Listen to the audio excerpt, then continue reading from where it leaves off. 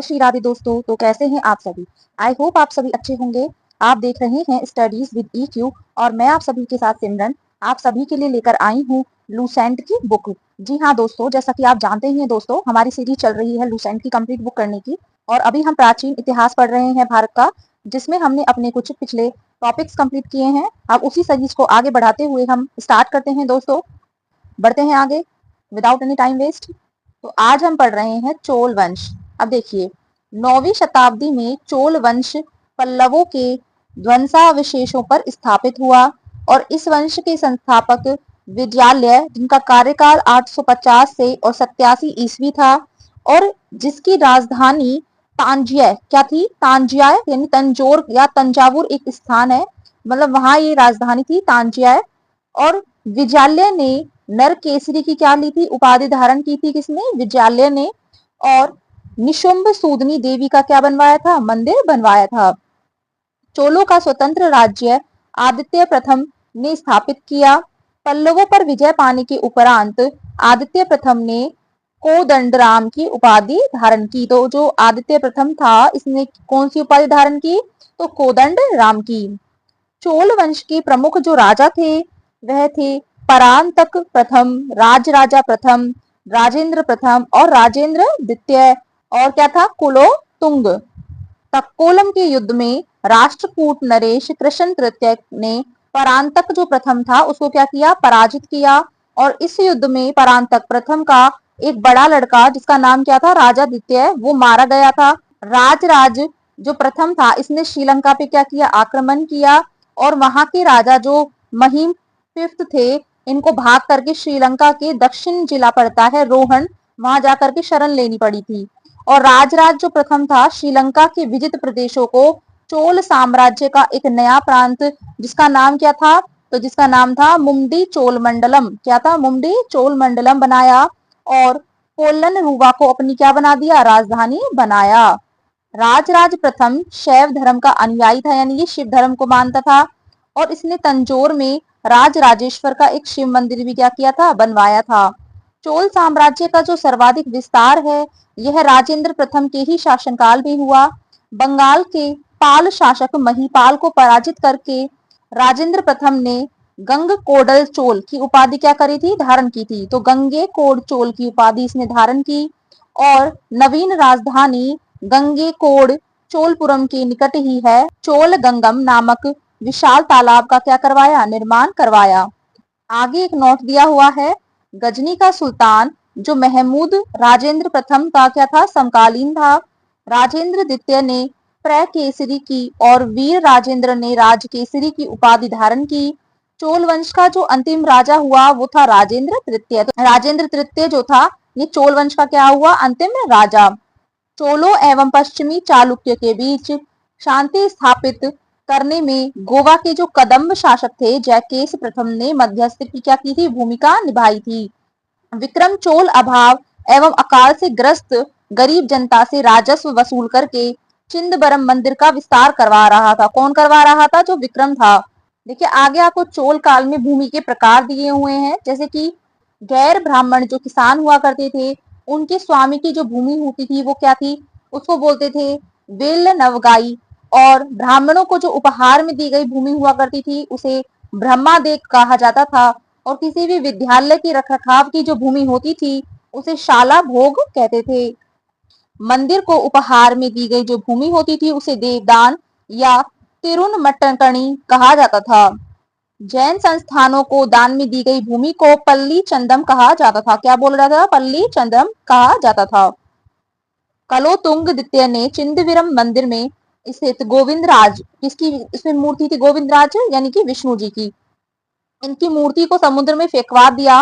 और कालांतर में वैष्णव आचार्य रामानुजाचार्य ने उक्त मूर्ति का क्या किया, पुनरुद्धार किया और उसे तिरुपति के मंदिर में प्राण प्रतिष्ठित करवाया। किसने करवाया था, तो रामानुजाचार्य ने करवाया था। चोल प्रशासन में भाग लेने वाले उच्च पदाधिकारियों को पेरुंदरम एवं निम्न श्रेणी के पदाधिकारियों को शेरुंदम कहा जाता था। देखिए पेरुंदरम तो किसको कहा जाता था, जो उच्च पदाधिकारी होते थे, और जो निम्न पदाधिकारी होते थे इन्हें शेरुदरन कहा जाता था। संपूर्ण चोल साम्राज्य 6 प्रांतों में विभक्त था और प्रांत को मंडलम कहा जाता था। और मंडलम कोट्टम नाडु में, और नाडु जो है कई कुर्मों में विभक्त था। तो देखिए इसका मतलब ये क्या हुआ कि देखिए जो 6 प्रांत हुआ करते थे उन 6 प्रांतों में विभक्त था क्या, चोल साम्राज्य। और जो प्रांत था उनको क्या कहा जाता था, तो इनको मंडलम कहा जाता था। प्रांतों को क्या कहा जाता था, मंडलम। और जो मंडलम थे ये किसमें बटा था, कोट्टम में बटा हुआ था। और जो कोट्टम होता था यह नाडु में बटा हुआ था। और जो नाडु होते थे ये कई किस में बटा होता था, तो ये कुर्मों में बटा हुआ होता था। ठीक है दोस्तों। नाडु की स्थानीय सभा को नाटुर एवं नगर की स्थानीय सभा को नगरतार कहा जाता था। स्थानीय स्वशासन चोल प्रशासन की मुख्य विशेषता थी और सर्वसाधारण लोगों की क्या थी, समिति थी, जिसका कार्य होता था सार्वजनिक कल्याण के लिए तालाबों और बगीचों के निर्माण हेतु गांव की भूमि का अधिग्रहण करना। सभा या महासभा की बात करें तो यह मूलतः अग्रहारों और ब्राह्मण बस्तियों की सभा थी, जिसके सदस्यों को पेरूमक्कल कहा जाता था। क्या कहा जाता था, पेरूमक्कल। और यह सभा वरियम नाम की समितियों के द्वारा अपने कार्य को संचालित करती थी। सभा की जो बैठक है वह गांव के मंदिर के निकट वृक्ष के ही नीचे या तालाब के किनारे हुआ करती थी। और व्यापारियों की जो सभा थी उसे क्या कहते थे, उसे नगरम कहते थे। जो व्यापारी जो सभा करते थे उसे नगरम कहा जाता था। चोल काल में भूमि उपज का 1/3 भाग हुआ करता था। गांव में कार्य समिति की सदस्यता के लिए जो वेतन भोगी कर्मचारी रखे जाते थे उन्हें मध्यस्थ कहते थे। और ब्राह्मणों को दी गई जो कर मुक्त भूमि है उसको क्या कहते थे, उसे चतुर्वेदी मंगलम कहा जाता था। और दान दी गई भूमि को ब्रह्मदेव कहलाती थी। चोल सेना का जो सबसे संगठित जो अंग था वह क्या था, पदाती सेना थी। चोल काल में काशु सोने के सिक्के थे। कैसे सिक्के थे, काशु सोने के सिक्के थे। तमिल कवियों में जय गोंदर प्रसिद्ध एक कवि था जो कुलोतुंग प्रथम का क्या था, राजकवि था। और उसकी जो रचना थी उसका नाम क्या था, तो उसका नाम कलिंग तुपर्णी था। देखिए आगे आपको उत्तर मेरु अभिलेख के अनुसार सभा की कुछ सदस्यताएं दी गई हैं। जैसे देखिए फर्स्ट में क्या है कि सभा की सदस्यता के लिए इच्छुक लोगों को ऐसी भूमि का स्वामी होना चाहिए जहां से भू राजस्व वसूला जाता है। और दूसरा दे रखा है कि उनके पास अपना खुद का घर होना चाहिए। नेक्स्ट क्या है कि उनकी उम्र 35 से 70 के बीच होनी चाहिए। नेक्स्ट है कि उन्हें वेदों का ज्ञान होना चाहिए। और नेक्स्ट क्या है कि उन्हें प्रशासनिक मामलों की अच्छी जानकारी होनी चाहिए और ईमानदार भी क्या होना चाहिए। और नेक्स्ट बात की गई है 6 में कि यदि कोई पिछले 3 सालों में किसी भी समिति का सदस्य रहा है तो वह किसी और समिति का सदस्य नहीं बन सकता। और 7th में बोला है कि जिसने अपने या अपने संबंधियों के खाते जमा नहीं कराए हैं वे चुनाव नहीं लड़ सकता। ऐसे कुछ नियम थे। कंबन, ओट्टकुटन और पुगलेंदी को तमिल साहित्य का क्या कहा जाता है, त्रिरत्न कहा जाता है। किस किस को कहा जाता है, तो एक तो आपके कंबन को कहा जाता है, एक ओट्टकुटन को कहा जाता है और एक पुगलेंदी को कहा जाता है। पंप, पोन्न और रन्न कन्नड़ साहित्य के त्रिरत्न माने जाते हैं। पर्सी ब्राउन ने तंजोर के बृहदेश्वर मंदिर के विमान को भारतीय वास्तुकला का निकर्ष माना है। क्या माना है, निकर्ष माना है। चोलकालीन नटराज प्रतिमा को चोल कला का सांस्कृतिक सार या निचोड़ कहा जाता है। शैव संत ईशान शिव पंडित राजेंद्र प्रथम के क्या थे, गुरु थे। चोल काल जो कि 10वीं शताब्दी की बात चल रही है ये, तो चोल काल का सबसे महत्वपूर्ण जो बंदरगाह था उसका नाम था कावेरी पट्टनम। बहुत बड़ा गांव जो एक इकाई के रूप में शासित किया जाता था उसे तनियर कहलाता था। उत्तर मेरूर शिलालेख की बात करें जो सभा संस्था का विस्तृत वर्णन उपस्थित करता है, परांतक प्रथम के शासन काल से क्या है, संबंधित है। चोलों की राजधानी कालक्रम के अनुसार देखिए उरियूर, तंजोड़, उसके बाद में ये गंगकोड़ रहा, फिर चोलपुरम और उसके बाद में कांची। चोल काल में सड़कों की देखभाल बगान समिति करती थी। सड़कों की देखभाल कौन करती थी, तो बगान समिति। चोल काल में आम वस्तुओं के आदान प्रदान का जो आधार था वो क्या था, धान था। यानी धान लेकर के वो आम वस्तुओं का क्या करते थे, आदान प्रदान किया करते थे। चोल काल के विशाल व्यापारी समूह निम्न थे, जैसे कि वलंचियार थे, नानादेसी एवं मणिग्रामम। विष्णु के उपासक अलवार एवं शिव के उपासक नयनार संत कहलाते थे। तो देखिए इंपॉर्टेंट है कि जो विष्णु के उपासक थे वो क्या कहलाते थे, अलवार, और जो शिव के उपासक थे वो क्या कहलाते थे, नयनार संत कहलाते थे। अब पढ़ते हैं हम यादव वंश को। यादव वंश की बात करें तो देवगिरी के यादव वंश की स्थापना भिल्लम पंचम ने की थी, और इसकी जो राजधानी थी उसका क्या नाम था, देवगिरी थी। और इस वंश का सबसे जो प्रतापी राजा था उसका नाम क्या था, सिंहड़ था, और इसका कार्यकाल 1210 से 1246 ईस्वी था। इस वंश का जो अंतिम स्वतंत्र शासक हुआ उसका नाम क्या था, रामचंद्र, जिसने अलाउद्दीन के सेनापति मलिक काफूर के सामने आत्मसमर्पण किया था। तो किसने किया था आत्मसमर्पण, तो आपके रामचंद्र जो शासक थे इन्होंने क्या किया था, आत्मसमर्पण किया था अलाउद्दीन के सेनापति के सामने। और क्या था सेनापति का नाम, तो मलिक काफूर। होयसल वंश की बात करते हैं। होयसल वंश, इसमें क्या है कि द्वार समुद्र के होयसल वंश की स्थापना विष्णुवर्धन ने की थी। होयसल वंश यादव वंश की ही क्या थी, एक शाखा थी। वेलूर में चेन्ना केशव मंदिर का जो निर्माण है ये विष्णुवर्धन ने 1117 ईस्वी में किया था। होयसल वंश का जो अंतिम शासक था वीर वल्लाल तृतीय था, जिसे मलिक काफूर ने क्या किया था, हराया था। होयसल वंश की जो राजधानी थी वह द्वार समुद्र, जिसे आधुनिक हेलीविड भी कहा जाता है।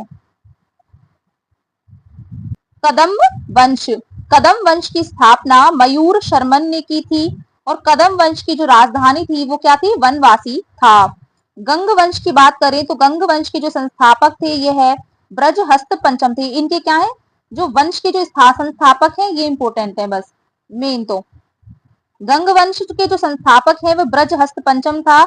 अभिलेखों के अनुसार गंग वंश के प्रथम शासक कोंकणी वर्मा था। क्या था, कोंकणी वर्मा था।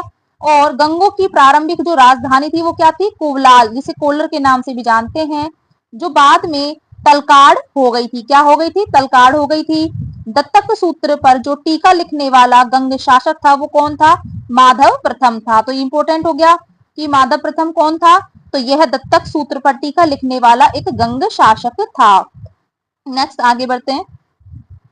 काकतीय वंश की बात करें तो काकतीय वंश का संस्थापक बीटा प्रथम था, जिसने नलगोंडा, जो कहां पर है, हैदराबाद में, एक छोटे से राज्य का किया गठन किया, और जिसकी जो राजधानी थी इसने अम्बकोंड थी। इसकी राजधानी क्या थी, अम्बकोंड थी, और नलगोंडा में एक छोटे से राज्य का गठन किया था। इस वंश का सबसे शक्तिशाली जो शासक था वह गणपति हुआ। रुद्रमा देवी गणपति की क्या थी, बेटी थी, जिसने रुद्रदेव महाराज का नाम ग्रहण किया और 35 वर्ष तक वहां क्या किया, शासन किया। गणपति ने अपनी राजधानी वारंगल में स्थानांतरित कर ली थी। इस राजवंश का जो अंतिम शासक प्रताप रुद्र था। कौन था, प्रताप रुद्र था। नेक्स्ट आगे बढ़ते हैं हम। सीमावर्ती राजवंशों का अभ्युदय। अगर हम बात करते हैं पाल वंश की तो पाल वंश का संस्थापक गोपाल था, जो 750 ईसा पूर्व की बात है, इसका काल गोपाल था। और इस वंश की जो राजधानी थी वो क्या थी, मुंगेर थी। गोपाल बौद्ध धर्म का अनुयायी था, यानी जो ये गोपाल था ये बौद्ध धर्म को मानने वाला था। इसने ओदंतपुरी विश्वविद्यालय की भी क्या की थी, स्थापना की थी। पाल वंश के कुछ प्रमुख शासक हुए, जैसे कि धर्मपाल हुआ, देवपाल, नारायण पाल, महीपाल और नयपाल आदि कुछ पाल वंश के क्या हुए थे, शासक हुए। पाल वंश का सबसे महान शासक धर्मपाल था, जिसने विक्रमशिला विश्वविद्यालय की क्या की थी, स्थापना की थी। किसने की थी, धर्मपाल ने। कन्नौज के लिए जो त्रिपक्षीय संघर्ष हुआ था, पाल वंश, गुर्जर प्रतिहार वंश और राष्ट्रकूट वंश के बीच हुआ था। ये काफी इंपोर्टेंट है, ठीक है। और इसमें जो है पाल वंश की ओर से सर्वप्रथम धर्मपाल ही क्या हुआ था, शामिल हुआ था। 11वीं सदी के गुजराती कवि सोढल ने धर्मपाल को उत्तरापथ स्वामी की क्या दी थी, उपाधि से संबोधित किया था। और ओदंतपुरी जो कहां पर है, बिहार में, प्रसिद्ध बौद्ध मठ का जो निर्माण है ये किसने करवाया था, तो देवपाल ने इसका निर्माण करवाया था। और जावा के जो शैलेंद्र वंशी शासक बालपुत्र देव के अनुरोध पर ही देवपाल ने उसे नालंदा में एक बौद्ध विहार बनाने के लिए 5 गांव दान में दिए थे। गौड़ी रीति नामक एक साहित्य विद्या का विकास पाल शासकों के समय में ही हुआ। पाल शासक बौद्ध धर्म के क्या थे, अनुयायी थे। जो पाल शासक थे ये सभी बौद्ध धर्म के क्या थे, अनुयायी थे। अगर हम सेन वंश की बात करें तो सेन वंश की स्थापना सामंत सेन ने राड में ही की थी और इसकी जो राजधानी थी यह नदिया ये लखनती है जो वहां पड़ता है। और सेन वंश के जो प्रमुख शासक जैसे विजय सेन था, वल्लाल सेन था और लक्ष्मण सेन हुआ। सेन वंश का जो प्रथम स्वतंत्र जो शासक था वो विजय सेन था, जो कैसा था, वो शिव का अनुयायी था, यानी शैव धर्म को मानने वाला था। नेक्स्ट आगे बढ़ते हैं। दान सागर एवं अद्भुत सागर नामक ग्रंथ की जो रचना थी ये सेन शासक वल्लाल सेन ने की थी। किसने की थी? वल्लाल सेन ने दान सागर और अद्भुत सागर इन दो ग्रंथों की क्या की थी? रचना की थी। अद्भुत सागर को लक्ष्मण सेन ने पूर्ण रूप दिया था। तो जो पूर्ण रूप दिया था लक्ष्मण सेन ने दिया था किसको? अद्भुत सागर को। लक्ष्मण सेन की राज्यसभा में गीत गोविंद के लेखक जयदेव और पवनदूत के लेखक धोई एवं ब्राह्मण सर्वस्व के जो लेखक थे वह हलायुद्ध रहते थे। हलायुद्ध लक्ष्मण सेन का प्रधान न्यायाधीश एवं मुख्यमंत्री था। कौन? हलायुद्ध। जो ये हलायुद्ध था ये लक्ष्मण सेन का क्या था? एक प्रधान न्यायाधीश और मुख्यमंत्री था। विजय सेन ने देवपाड़ा में प्रद्युम्नेश्वर जो मंदिर है ये भी शिव जी का विशाल मंदिर है, इसकी क्या की थी? स्थापना की थी। तो किसने की थी? विजय सेन ने की थी और देवपाड़ा में की थी। किसके? प्रद्युम्नेश्वर मंदिर। सेन राजवंश प्रथम राजवंश था जिसने अपना अभिलेख सर्वप्रथम हिंदी में उत्कीर्ण करवाया था। ठीक है, तो सर्वप्रथम जो हिंदी में उत्कीर्ण करवाया था अभिलेख वो कौन था? सेन राजवंश प्रथम राजवंश था। लक्ष्मण सेन बंगाल का अंतिम जो है हिंदू शासक था। तो जो लक्ष्मण सेन था ये बंगाल का अंतिम हिंदू शासक हुआ। फिर अब हम पढ़ते हैं कश्मीर के राजवंश। कश्मीर पर शासन करने वाले शासक जो थे इनका कालक्रम है कारकोट वंश, उसके बाद उत्पक वंश और फिर लोहार वंश। 627 ईस्वी में दुर्लभ वर्धन नामक एक व्यक्ति ने कश्मीर में कारकोट वंश यानी हिंदू वंश की क्या की? स्थापना की। हेनसांग ने उनके शासन काल में कश्मीर की क्या की थी? यात्रा की थी। और नेक्स्ट है आपका कारकोट वंश का सबसे शक्तिशाली राजा ललितादित्य मुक्तापीड़ था। क्या नाम था? ललितादित्य मुक्तापीड़ था। ये कारकोट वंश का सबसे शक्तिशाली राजा था। कश्मीर का जो मारतंड मंदिर है इसका जो निर्माण है ये है ललितादित्य मुक्तापीड़ ने ही क्या है? करवाया था। कारकोट वंश के बाद कश्मीर पर उत्पल वंश का क्या हुआ? शासन हुआ और इस वंश का संस्थापक अवंती वर्मन हुआ और अवंतीपुर नामक एक नगर की स्थापना की अवंती वर्मन ने। अवंती वर्मन के अभियंता सुय ने सिंचाई की नहरों का क्या करवाया था? निर्माण करवाया था। 980 ईस्वी में उत्पल वंश की जो रानी थी दिद्दा, इस दिद्दा ने क्या करा था? ये बहुत ही महत्वाकांक्षी शासिका हुई थी ये। और उत्पल वंश के बाद कश्मीर पर लोहार वंश का क्या हुआ? शासन हुआ। लोहार वंश का जो संस्थापक था वो संग्राम राज था और संग्राम राज के बाद अनंत राजा हुआ। कौन हुआ? संग्राम के बाद अनंत राजा हुआ। और जो इसकी पत्नी थी सूर्यमती ने प्रशासन को सुधारने में इसकी क्या की थी? सहायता की थी। लोहार वंश का जो शासक है हर्ष विद्वान कवि और कई भाषाओं का क्या था? ज्ञाता था। कलहन हर्ष का आश्रित क्या था? कवि था। जयसिंह लोहार वंश का क्या था? अंतिम शासक था। तो लोहार वंश का अंतिम शासक कौन था? जयसिंह था, जिसने 1128 ईस्वी से 1155 ईस्वी तक शासन किया। जयसिंह के शासन के साथ ही कलहन की जो राज तरंगिनी का विवरण क्या हो गया? समाप्त हो गया। कामरूप का वर्मन वंश। देखिए 4वीं शताब्दी के मध्य कामरूप में वर्मन वंश का उदय हुआ और इस वंश की प्रतिष्ठा का जो संस्थापक पुष्य वर्मन था और इसकी जो राजधानी थी वह प्राग ज्योतिष नामक स्थान पर थी। कहाँ पे थी? प्राग ज्योतिष नामक स्थान पर थी। कालांतर में कामरूप पाल साम्राज्य का एक अंग बन गया। राजपूत वंशों की उत्पत्ति। देखिए सबसे पहले हम बात करते हैं गुर्जर प्रतिहार वंश की। तो मालवा का शासक नागभट्ट प्रथम गुर्जर प्रतिहार वंश का क्या था? संस्थापक था। नागभट्ट द्वितीय को राष्ट्रकूट सम्राट गोविंद तृतीय ने क्या कर दिया था? हरा दिया था। ये एक राष्ट्रकूट सम्राट था गोविंद तृतीय और उसने नागभट्ट द्वितीय को हरा दिया। प्रतिहार वंश का सर्वाधिक जो शक्तिशाली एवं प्रतापी राजा था उसका क्या नाम था? मिहिर भोज था। मिहिर भोज ने अपनी राजधानी कन्नौज में बनाई। वह क्या था? विष्णु भक्त था। उसने विष्णु के सम्मान में आदि वाराह की उपाधि भी क्या की थी? ग्रहण की थी। राजशेखर प्रतिहार शासक महेंद्रपाल के दरबार में ही रहते थे। और इस वंश का जो अंतिम राजा यशपाल 1036 ईस्वी में हुआ। दिल्ली नगर की जो स्थापना है ये तोमर नरेश अनंगपाल ने कब की थी? तो अनंगपाल ने 11वीं सदी के मध्य में ही कर दी थी। अब आगे बढ़ते हैं, गहड़वाल यानी राठौड़ राजवंश की बात करते हैं। तो गहड़वाल वंश का संस्थापक चंद्रदेव था और इसकी राजधानी वाराणसी जो कि काशी में थी। और इस वंश का जो सर्वाधिक शक्तिशाली राजा हुआ गोविंद चंद्र था। और इसका जो मंत्री था उसका क्या नाम था? लक्ष्मीधर। शास्त्रों का एक प्रकांड पंडित था। क्या था? मतलब इसको बहुत शास्त्रों का ज्ञान था और शास्त्रों का ये प्रकांड पंडित था। कौन? लक्ष्मीधर, जिसने कृत्यक कल्प तरु नामक एक ग्रंथ लिखा था। गोविंद चंद्र की एक रानी कुमार देवी ने सारनाथ में धर्म चक्र जिन विहार बनवाई थी।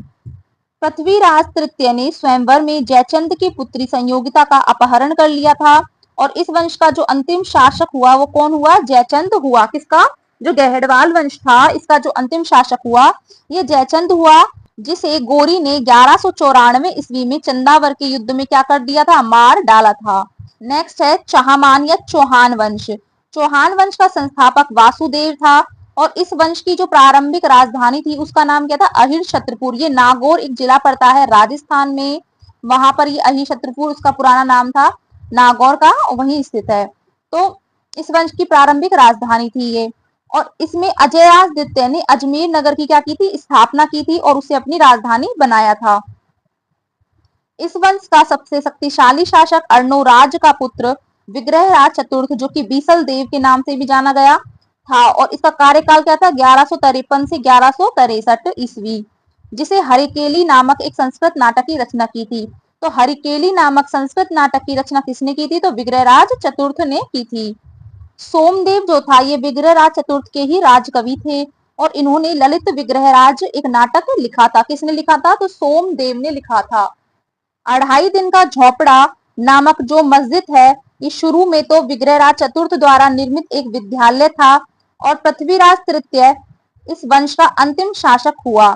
चंद्रबरदाई पृथ्वीराज तृतीय का राजकवि था जिसकी रचना पृथ्वीराज रासो है।